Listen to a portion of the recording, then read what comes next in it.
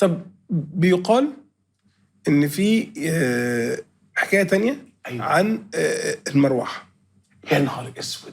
دي انا بعلن للناس ان ابويا كان راجل محترم طبعا وما كانش بيضربني كتير، ولكن اللي انا هحكيه لكم دي اول مره احكيها في حياتي. اوكي. انا الكلام ده كنت صغير، يعني مثلا عندي 7 8 سنين 9 سنين. ما هي صوتك بعمل ايه؟ لا عادي. فعندنا حاجه كان اسمها بوفيه. ايوه. ووالدي كان شغال في الحديد والصلب. اوكي. وراح بعثه سنه 69 يتعلموا، فجاب عندي دلوقتي الراديو ده قد كده. حلو. كبير. قد كده. الراديو قد كده. لا اما بيركب برجلين كبيره، لا اما رجليه صغننه كده ومحطوط فين؟ على البوفيه. اوكي.